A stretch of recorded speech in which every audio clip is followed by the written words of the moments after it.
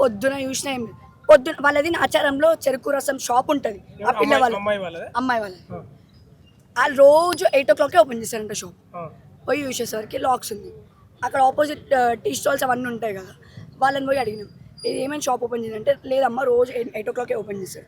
ఎందుకు ఏమైంది అని చెప్తే ఇట్లా ఇట్లా అయిందంటే అదేంది అట్లా ఎందుకు చేసిర్రు, మీరు వస్తే మాకు ఇన్ఫార్మ్ చేయండి. సరే మేము వస్తే ఇన్ఫార్మ్ చేస్తాం. ఆడికి వెళ్ళి కూడా ఒక ఫోన్ రాలేదు, ఎందుకంటే వాళ్ళు రారు సార్ ఆడికి. వాళ్ళ ఇల్లు మేడిబావి, మొత్తం జాయింట్ ఫ్యామిలీ వాళ్ళు.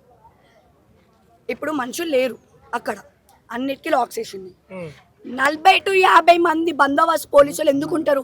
మనిషి లేని దగ్గర బందోబస్తు ఎట్లుంటారు సార్? బందోబస్తు ఎట్లుంటారు అసలు? ఇప్పుడు మీ తమ్ముడు అఖిల్కు ఇప్పుడు ఈమె క్లాస్మేటా లేకపోతే ఎట్లా? జూనియర్. మా తమ్ముడికి స్కూల్ మేట్స్ వీళ్ళు, వీళ్ళ రిలేషన్ గురించి. ఆమె డిగ్రీ సెకండ్ ఇయర్. అమ్మాయి వాళ్ళ కుటుంబ సభ్యులు మీ తమ్ముని హెచ్చరించే ప్రయత్నం చేసిండ్రా?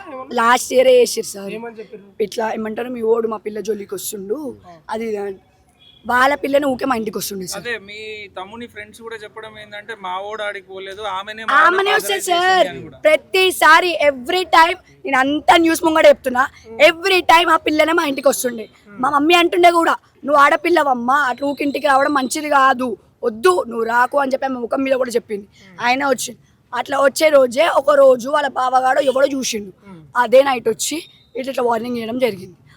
ఇప్పుడు వాళ్ళు మాకు చిన్న ఉన్నప్పటి నుంచి వెళ్ళి ఫ్యామిలీ ఫ్రెండ్సే. మా పెద్ద డాడీ మొత్తం వాళ్ళ ఇంట్లోనే ఉంటుండే. మొత్తం వాడు వచ్చేయమంటాడు వాళ్ళ బావ, పిల్ల వాళ్ళ బావ.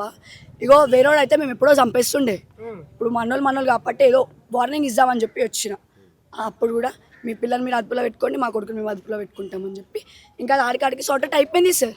తర్వాత ఈ పంచాయతీలు కాలే, ఏం కాలే. తమ్ముడు కూడా ఇట్లా బెదిరిస్తున్నారు, ఇట్లా ట్రెట్ ఉంది అని చెప్పి ఏ ఒక్క రోజు కూడా మాకేం చెప్పలేదు.